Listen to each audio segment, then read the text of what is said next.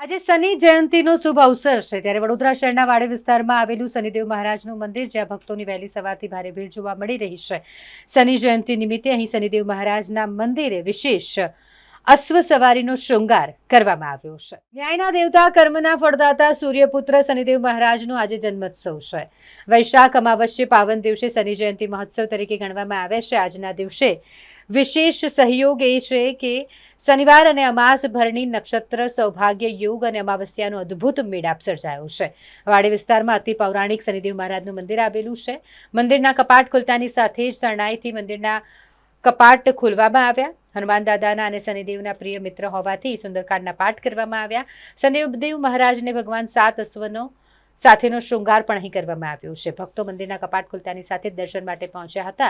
અહીં ભક્તોની લાંબી કતાર જોવા મળી રહી છે। ભક્તોને કોઈ પણ પ્રકારની તકલીફ ન પડે તે માટે મંદિર પ્રશાસન તરફથી કુલર અને મંડપનું પણ આયોજન કરવામાં આવ્યું છે। સર્વપ્રથમ સર્વે ભાવિક ભક્તોને શમ શનિશ્ચરાય નમઃ। નીલાંજનમ સમાવાસમ રવિપુત્રમ યમાગ્રજમ છાયા માર્તંડ સંભૂતમ તમ નમામિ શનિશ્ચરમ। શનિદેવ એક દિવ્ય દેવ અને આ દિવ્ય દેવનું દિવ્ય મંદિર પૌરાણિક મંદિર વાડી સ્થિત લગભગ 280 વર્ષથી પણ વધારે જૂનું થઈ ગયું છે।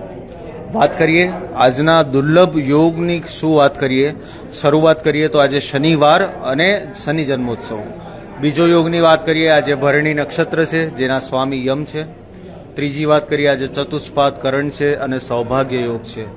વાત કરીએ આજે મેષ રાશિમાં ચંદ્ર છે જે અત્યંત શુભ છે અને પનોતી હમણાં જે રાશિઓની ચાલી રહી છે હાલમાં શનિદેવ મહારાજ મીન રાશિમાં સ્થિત છે એટલે કે કુંભ મીન અને મેષ આ ત્રણ રાશિઓને પનોતી શરૂ છે હમણાં મોટી પનોતી અને વૃષભ તથા સિંહ રાશિમાં બી પનોતીની દશા છે હમણાં।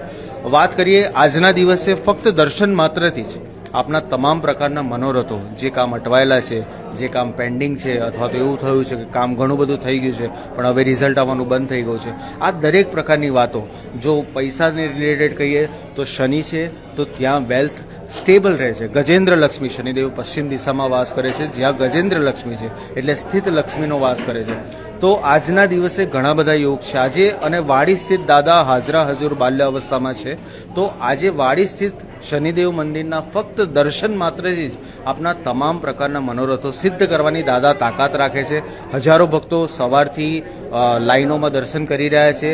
દરેક પ્રકારની વ્યવસ્થા જળવાય તે માટેનું વ્યવસ્થિત સુવ્યવસ્થિત રીતના સુશાસન રાખવામાં આવ્યું છે। મંદિર પરિવાર તરફથી ગ્રીન ફ્લોરિંગથી લઈને સ્પ્રિંકલરથી લઈને પાણીના કુલર જ્યુસ છાશ અને તેમજ સિઝનલ ફ્રૂટો જે અનેકો ટન આવી ગયા છે અને વિતરણ થઈ રહ્યું છે। તમામ પ્રકારની વ્યવસ્થા જળવાઈ રહે તે પ્રમાણેનું ધ્યાન રાખવામાં આવ્યું છે। મેડિકલ ટીમ ફાયરની ટીમ સિક્યુરિટી દરેક પ્રકારની વ્યવસ્થા જળવાઈ રહી છે। વૃદ્ધજન જે આવે છે તેમને પણ સહાય કરીને મંદિર સુધી લાવવામાં આવે છે જેથી દાદાના દર્શન કરી શકે। હું આપના મીડિયાના માધ્યમથી આપ સર્વે ભક્તજનોને આમંત્રણ આપું છું આપ સર્વે પધારીએ। આજના દિવસે દાદાના દર્શન માત્રથી જ આપણા ઘણા બધા કામો અટવાયેલા સંપૂર્ણ થશે। જય શનીશ્વર। ખાસ કરીને વિશેષ મહાપ્રસાદીનું પણ આયોજન થતું શું ભક્તોના આહવાન વાત કરીએ આજના અલગ અલગ પ્રકારના મનોરથ હું બધા જ કહી દઉં છું।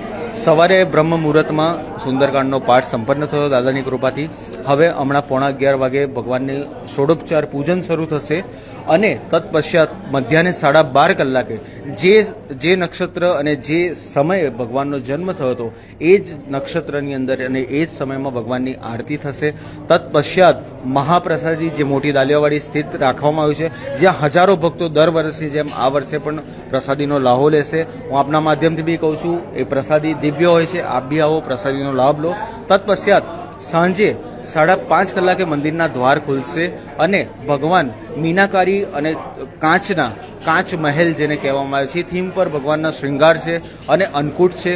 તત્પશ્ચાત સાંજની સંધ્યાને સંગીતમય અને ભજનમય બનાવવા માટે જિજ્ઞેશ શાહ દ્વારા અવિરતપણે 23મા વર્ષે ભજન સંધ્યાનું બી આયોજન છે। આપ સર્વે આવીએ। રાત્રે મંદિર મોડા સુધી ચાલુ રહેશે। આપ રાત્રે પણ આવી શકો છો ભજન સંધ્યા બી માણી શકો છો। જય શનિશ્વર।